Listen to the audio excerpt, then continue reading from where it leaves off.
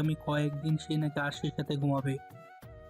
মায়ের হঠাৎ এমন চাওয়ার মানে শেহজাদ ঠিক ধরতে না পেরে বাবার উপর বিরক্তি ছেড়ে বলে উঠল। আশ্চর্য, মা চাইলো আর তুমি চলে এলে এই ঘরে। মেহমেদ হাসান খানিকটা ক্রোধ নিয়ে ঘুরে তাকালেন। এবার ছেলের দিকে তাকিয়ে রাগত স্বরে বললেন, আশ্চর্য? এখানে আশ্চর্য কি আছে? বাপ ছেলে কয়েকদিন একসাথে ঘুমাতে পারে না? আমি এতটা পরবুঝি তুমি ভাবো, তাই তো? একদম মায়ের মতন হয়েছ কি না? মেহমেদ হাসানের উচ্চ বাচ্চা আর কিছু বলল না শেহজাদ। দম ফেলে বুঝে নিল যা বোঝার। কাবার থেকে টাওয়াল আর গ্রে ট্রাউজারটা বের করে এগুলো ওয়াশরুমের দিকে, কিন্তু দরজার কাছাকাছি গিয়ে কিছু একটা ভেবে হুট করে থামলো সে। বিছানায় থম মেরে বসে থাকা মেহমেদের দিকে তাকিয়ে বলল, তুমি আর মা ঝগড়া করেছো, ফাইন, কিন্তু ঝগড়া করে আমার বউ নিয়ে যেভাবে টানাটানি করছো, দ্যাটস রিয়েলি চাইল্ডিশ। মেহমেদ আনন্দ মুখে গম্ভীর হয়ে বললেন, চণ্ডীদাসের কাজগুলো তোমার মা করেছে, রাগ করে রুম থেকে বের করে দিয়েছে আমাকে তিনি। সবটা শুনে শেহজাদ মেকি হতাশ স্বরে আওড়ালো, the great businessman Mehmed Hasan নিজের বউয়ের মান ভাঙাতে পারছে না, হাউ শেমফুল। যাই হোক, শোনো, তুমি আর মা যা খুশি করো, কিন্তু সুন্দর মতো আমার বউটাকে আমার রুমে ফেরত দিয়ে যাও। আমি আবার বউ ছাড়া রাতে ঘুমাতে পারি না। মেহমেদ তপ্ত চোখে চেয়ে পাল্টা প্রশ্ন ছুড়লেন। কেন? আমি ঘুমাতে পারি, তুমি পারবে না কেন? শেহজাদ ঠোঁট উল্টে জানালো, maybe she spoiled little too much. মেহমেদকে বিব্রত করে ঠোঁট টিপে হাসলো শেহজাদ। ওয়াশরুমে ঢুকে শাওয়ার ট্যাপ অন করে চড়া গলায় বলল, এখন তোমাকে যেটা বললাম সেটা তাড়াতাড়ি করো, বের হয়ে যেন না দেখি তুমি এখনো এখানে বসে আছো। মেহমেদ হাসান দায়সারা জবাবে বললেন, তোমার মায়ের রাগ কি করে ভাঙাবো? সে তো তাকাচ্ছে না আমার দিকে। বি এ ম্যান ড্যাড, বইয়ের রাগ কি করে ভাঙাবে সেটাও এখন আমি বলে দেব? ছেলের কথা মেনে নিয়ে তিনি বিয়ে ম্যান হতে গিয়েও কেন যেন হতে পারলেন না। শেহজাদ যতক্ষণ শাওয়ার নিল ততক্ষণ থম মেরে বসে রইলেন বিছানায়। শেহজাদ এক হাতে চুল মুছতে মুছতে যখন বের হলো তখনও মেহমেদ বসে আছেন। তাকে দেখে ভ্রুকুটি করলো শেহজাদ। উদম বুকে হাত বেঁধে জিজ্ঞেস করলো, তুমি এখনো এখানে বসে আছো, যাওনি মায়ের কাছে? মেহমেদ হাসান চোখে মুখে তীব্র অসন্তুষ্টি নিয়ে বললেন, আমার মনে হয় তুমি আগেই ভালো ছিলে, অন্তত কথা কম বলতে। তোমাকে হুট করে এত কথা বলতে থেকে আমি বেপও বেড়ে গেছে। You are need to took loss from in here Shaon. বাবাকে প্রসঙ্গ পাল্টাতে দেখে খুব একটা অবাক হলো না শেহজাদ, বরং গম্ভীর গলায় শুধালো, ডিনার করেছো নাকি আমি খাবার গরম করে দেবো? ছেলের প্রশ্রয়ের সুরে গলে গেলেন মেহমেদ। উঠে দাঁড়িয়ে গলা পরিষ্কার করে বললেন, থাক, এত আদর দেখাতে হবে না। চলো দেখি তোমার মা ঘুমিয়েছে কিনা, তারপর আশিমাকে নিয়ে এসো এই রুমে। নয়তো আবার বলবে এসব আমার জন্য, রাত ঘুমা হয়নি। 2 দিন তো অসভ্য চূড়ান্ত হয়েছ। ড্রয়িং রুমের দেয়ালে লাগানো ভিনটেজ ঘড়িটায় রাত তখন 1:30। এই সময় জাগতিক সকল প্রাণী ঘুমের দেশে থাকলেও হাসান ভিলার প্রধান কর্তার স্ত্রীর ঘরের বাইরে দাঁড়িয়ে নখ কামড়াচ্ছেন। পিছনে বিরক্ত মুখে দাঁড়িয়ে শেহজাদ, কারণ মেহমেদ যতটা সাহসের সাথে বগল দাবা করে ছেলেকে নিয়ে এসেছিলেন এখন সে ততটাই আতঙ্কগ্রস্ত। বাবার এই ভয় বাতিক সম্পর্কে শেহজাদ আগে জানতো না। জানলে অন্তত একে সাথে করে সে এখানে বউ নিয়ে যেতে আসতো না। মেহমেদ হাসান স্ত্রীর রুদ্রমূর্তির ভয়ে না নিজে ঢুকছেন না শেহজাদকে ঢুকতে দিচ্ছেন ঘরের ভেতরে। কারণ জানতে চাইলে অশান্ত স্বরে বলে উঠছেন, দেখছি না মেডিসিন করছো, মেডিসিন শেষ হোক তারপর ঘরে ঢুকবো। শেহজাদ বুঝলো বাবার ভয় বাতিকের সাথে মিথ্যে বলারও বাতিক রয়েছে, যদিও মিথ্যেটা সে গুছিয়ে বলতে পারে না। 10 বার তুতলে একটা মিথ্যা বলে। শেহজাদ দম নিল, নিজেকে শান্ত করে দীর্ঘ এক শ্বাস ফেলল।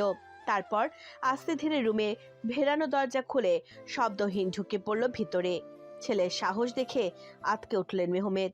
গলার স্বর নামিয়ে বললেন, আচ্ছা আচ্ছা, যার সাথে এসেছে তাকে ফেলে দিয়ে যাচ্ছ, দাঁড়াও বলছি। শেহজাদ দাঁড়ালো না, অশান্ত পা ফেলে এগিয়ে গেল বিছানার কাছে। মরিয়ম বেগমের পাশে গুটিসুটি হয়ে শুয়ে থাকা মেয়েটার মেদুর মুখে তাকিয়ে ভাঁজ ফেললা কপাল মসৃণ হলো তার। হৃদপ্রকোষ্ঠে এক মুঠো প্রশান্তির হাওয়া বইতেই শীতল হলো উদ্বেগ। স্মিত হাসলো মানুষটা। কিন্তু স্নোবলকে দেখে ফের ভ্রু গোটালো শেহজাদ। কেমন বুকের মধ্যে মিশে আছে তার প্রিয়দর্শিনীর।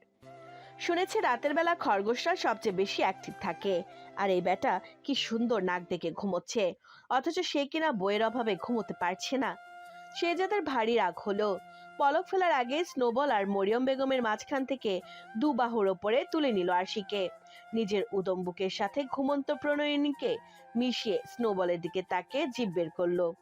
নিজের গুরুগম্ভীর স্বভাবের খাতিরে পাওয়া উপাধিগুলো এক লহমায় উধাও করে ভেঙিয়ে দিল স্নোবলকে। স্নোবল তখন ঘুমের ঘোরেই চিবোচ্ছে। খাওয়া দাওয়া তার প্যাশন। সে খালি মুখে ঘুমের ঘোরেও খাবারের স্বপ্ন দেখে। সেখানে কে তাকে ভেঙালো না ভেঙালো তাতে তার থোড়াই কিছু এসে যায়। অথচ সে যাদের চোখে মুখে জিতে যাওয়ার ছটা। বীর মহিমায় বউকে নিয়ে পেছন ঘুরতে দেখলো মেহমেদ হাসান দাঁড়িয়ে। ভীষণ বিস্ময়ে হাওয়ায় লটকে আছে তার চোয়াল। তার চাইতে প্রবল বিস্ময় তিনি জানতে চাইলেন। বাপের মায়ের রুমে এসে বউকে কোলে নিয়ে নিল, আর এটা করছো তুমি? সবিল ভেঙেছে দাঁড়িয়ে দাঁড়িয়ে। শেহজাদ নিরুদ্বিগ্নে জানালো, বউকে কোলে তুলে নিলে হার্ট ভালো থাকে। চাইলে তুমিও তুলতে পারো তোমার বউকে। কিছুক্ষণ আগে বলেছিলে না তোমার বিপি বেড়ে যাচ্ছে? রেমেডিটা ট্রাই করে দেখতে পারো। বিপি, হার্ট রেট সব নর্মাল থাকবে। ছেলে তাকে একা পেয়ে যে ইচ্ছে করে এমন করেছে সে ভালোই ধরতে পেরেছেন মেহমেদ। নয়তো একাধিকবার করা প্রশ্নে যে শুধু হুহাতে উত্তর দেয়, তার এমন ধারা চৈতন্যের পরিবর্তন কি করে হলো সে বিষয়ে যথেষ্ট সন্দিহান মেহমেদ। শেহজাদ তাকে বাকরুদ্ধ করে চলে যেতে স্ত্রীর পাশে বসলেন তিনি। ছেলের কথা মতো উদ্যত হলেন রেমেডি অ্যাপ্লাইয়ের কাজে। কিন্তু বেচারা হাজার খানেক দোয়া দরুদ পড়ে স্ত্রীর গায়ে হাত রাখার আগে তার রুহু কাঁপিয়ে মরিয়ম বেগম বলে উঠলেন, খবরদার, আমায় ছুঁয়েছ তো ছুঁড়ে ফেলে দিব দোতলা থেকে। নিউ ইয়র্কের সুউচ্চ সব ইমারত ছাপিয়ে ভোরের প্রথম আলো এসে পড়ল আরশির স্নিগ্ধ মুখে। সুঢোল চিবকের ভাঁজে আসন গাড়ল এক চিলতে মিষ্টি রোদ। শীতের প্রকোপ কমিয়ে ঘর জুড়ে ওম ছড়ালো সেই রোদটুকু। ক্রিড অ্যাভেন্টাসের উডেন ফ্রুটি গন্ধটা তার সাথে সখ্যতা জুড়ল সমান তালে। পরিচিত ঘ্রাণে ঘুম ভাঙল আরশির। এলোমেলো চুল আর ঢুলঢুলু চোখে আশেপাশে চাইতে প্রকট হলো অক্ষিপট। কপালের উপর পড়ে থাকা চুলগুলোতে আঙ্গুল চালিয়ে ভাবতে লাগলো, ঘুমের ঘোরে জাম্বুবানের ঘরে কি সে নিজেই হাঁটতে হাঁটতে চলে এসেছে, নাকি কাজটা অন্য কেউ করলো? কিন্তু কে করতে পারে? ভাবনার সুতো ছিঁড়ল বিছানা থেকে নামতে গিয়েই। ফ্লোর জুড়ে সহস্র গোলাপের পাপড়ি আর হার্ট শেপ লাল টুকটুকে বেলুন ডুবলো ওর ফর্সা পাজোড়া। থমকালো মেয়েটা, অস্ফুটে আওড়ালো, এসব কি? আনত মুখটা তুলতে না তুলতে আরেক দফা চমকালো আরশি। বিছানা থেকে একটু দূরে একটা টি ট্রলি, সেখানে সাজানো গোছানো ব্রেকফাস্ট দেখে ভ্রান্তের ন্যায় উঠে দাঁড়ালো সে। গোলাপের পাপড়ি আর বেলুনের মোড়া মেঝেতে পা ফেলে ধীরে ধীরে এগিয়ে গেল টি ট্রলিটার দিকে। কেক পেস্ট্রি কি নেই সেখানে? সাথে সুতো দিয়ে আটকে রাখা হয়েছে আরো একটা হার্ট শেপ বেলুন। বেলুনের গায়ে স্টিকি নোটের সাথে লাগানো একটা খাম। স্টিকি নোটটাতে লেখা, Turn on the sound system after reading the letter. Letter?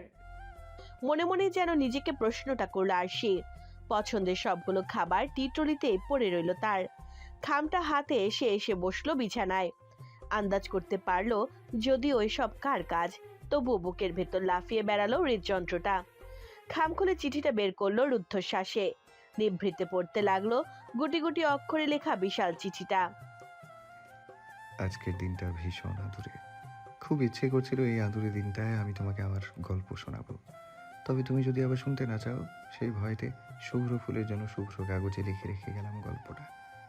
আমি না কখনো প্রেম করিনি। শুরুতেই এমন একটা কথা, উই আর রাইট। এবার কেন করিনি তার কারণ শুনে হেসো না প্লিজ। প্রেম করিনি কারণ ভীষণ পড়ুয়া আমি। পড়াশোনার চাপে রিলেশনশিপ জিনিসটাকে ইউজলেস ভাবতাম একটা সময়। ক্যারিয়ার গোছানোর তাগিদে বিয়ে থার ব্যাপারেও ছিলাম চূড়ান্ত রকমের উদাসীন। তারপর হঠাৎ একদিন মা বাবা ধরে বেঁধে নিয়ে গেলেন বাংলাদেশে, আর জোর করে বিয়ে করিয়ে দিলেন যাকে ছোট থেকে অপছন্দ করতে করতে বড় হয়েছি তার সাথে। যে মেয়েকে অতীত টেনে আমি প্রচণ্ড রকমের অপছন্দ করতাম, তার সাথে হুট করে হওয়ায় বিয়েটা মেনে নিতে পারলাম না। ফিরে এলাম ইউএসএ। একদিন দুদিন বেশ কাটলো। এরপর থেকে যত দিন গেল তত বাড়লো আমার অস্থিরতা। বারবার মনে হতো আমি আমার দায়িত্ব ফেলে এসেছি ও দেশে। অবশ্য তার পেছনে বড় একটা কারণ মা। দিন রাত শুধু একটাই কথা, কিভাবে আমার জন্য তার ছেলের বউয়ের জীবনটা নষ্ট হয়ে গেল। Etcetera etcetera. অগত্যা বাসা ছাড়লাম, একা মানুষ নিরিবিলি থাকার জন্য ভার্সিটির কাছে ছোট্ট একটা অ্যাপার্টমেন্টে গিয়ে উঠলাম। বেশ কেটে গেল আমার রঙহীন 3টে বছর। তারপর কোনো এক তুষার পড়া শীতের সকালে আমার ছোট্ট অ্যাপার্টমেন্টটায় মানিয়ে এলেন আমার লাইফের সব থেকে অপছন্দের সেই মেয়েটাকে। তাকে দেখি মেজাজ হারালাম। মা চলে যেতেই তার মুখের সামনে তুলে ধরলাম এক গাদা রুলসের ফরমান। ইচ্ছে করেই করেছিলাম সেসব, যাতে সে চলে যায়। কিন্তু আমার এই 30 বছরের জীবনকে অবাক করে দিয়ে সেই মেয়েটা গেল না। উদ্ধত্ত আচরণ, আমার দেয়া সব রকমের কষ্ট সহ্য করে সে রয়ে গেল আমার সাথে। একবার কি হয়েছে জানো? জানুয়ারির এক রাতে গা কাঁপিয়ে জ্বর এলো আমার। প্রচণ্ড মাথা ব্যথায় বেহুশের মতো পড়ে রইলাম বিছানায়। আমার ভীষণ অপছন্দের সেই মেয়েটা এক অবাক কাণ্ড ঘটালো তখন।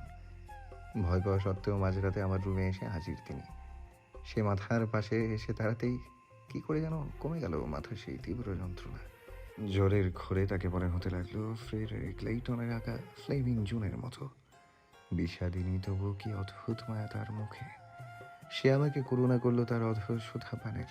আমিও মরিয়া হয়ে পান করলাম তা। নিমিষেই কমে গেল আমার তীব্র জ্বর। Her kiss worked like medicine on me. তারপর থেকেই যেন আমার ব্যক্তিগত ফ্লেমিং জুন আমার এই কাঠ পাথুরে জীবনে বৃষ্টির মতো প্রেম আনলো।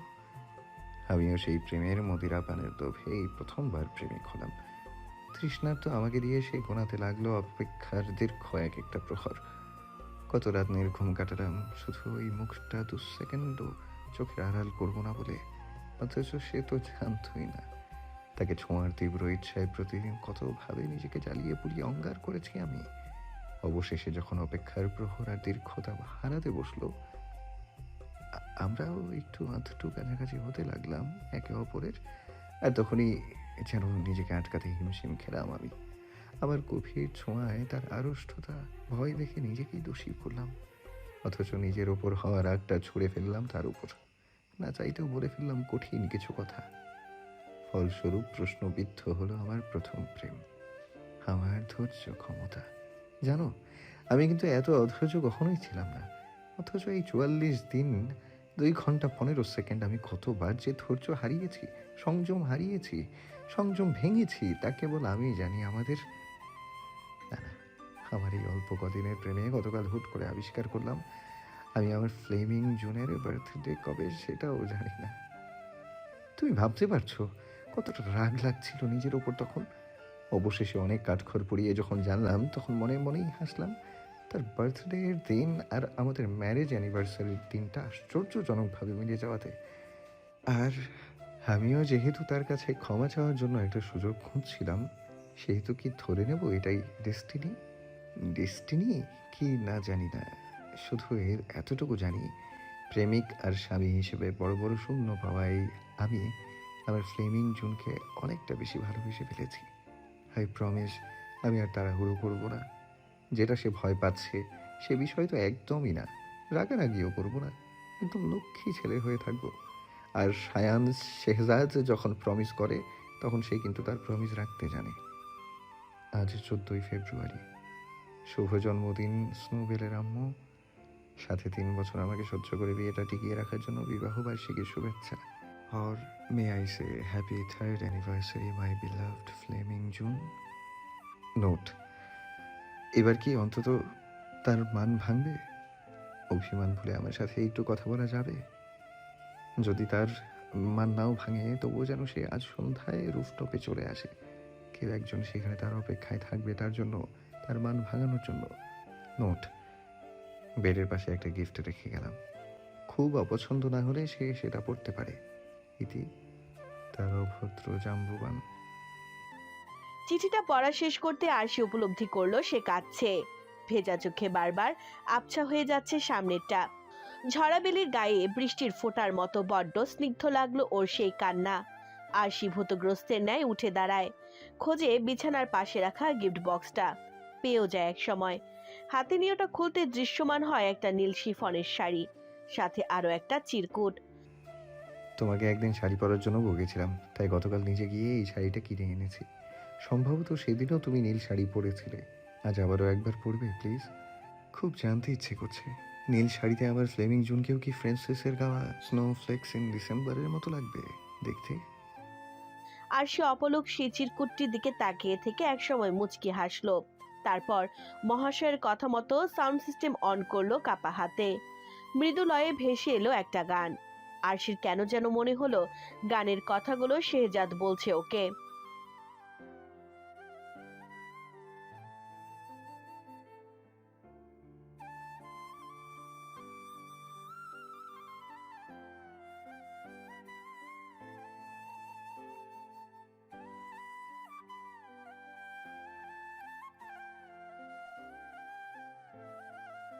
I have decided, Butterfly, as a responsible boyfriend, 14 ফেব্রুয়ারিকে আমি ন্যাশনাল হলিডে হিসেবে ঘোষণা করলাম।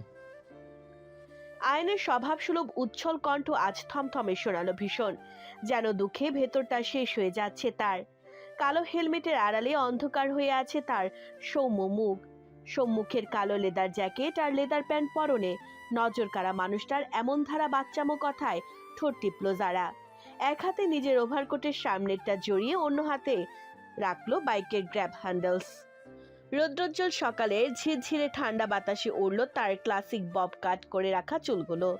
গলায় মেকি উদ্বেগ নিয়ে শুধালো, তা হঠাৎ রেসপন্সিবল বয়ফ্রেন্ডের এমন সিদ্ধান্ত নেওয়ার কারণ? মেঘের ভেলার ফাঁক গলে আসা রোদে ঝলমলে নিউ ইয়র্কের রাস্তা। বরফের গা ছুঁয়ে বাইকের চাকা দূরত্ব কমিয়ে আনছে তাদের গন্তব্যের। উত্তরে আয়ান গম্ভীর গলায় বলল, কোথায় ভাবলাম আজ সারাদিন একটু ছুটিয়ে প্রেম করব। ছুটিও নিয়েছিলাম জানো, কিন্তু একজনের নাকি আজ কাজে যেতে হবে, কোনোভাবেই মিস দেওয়া যাবে না। তাই দায়িত্ব নিয়ে সিদ্ধান্ত নিয়েছে, আজ থেকে 14 ফেব্রুয়ারি ন্যাশনাল হলিডে। ব্যাস। বাপরে, একটু প্রেম করবেন বলে ছুটি নিয়ে নিলেন, তাহলে বেশি প্রেম করার সময় কি করবেন? প্রশ্নটা যারা দুষ্টুমি করে করলেও উত্তরের খাদে নামলো আয়ানের স্থূল স্বর। ম্যাডামের ব্যস্ত শিডিউল থাকে, তাকে চুরি করে অনেকটা দূরে নিয়ে চলে যাব।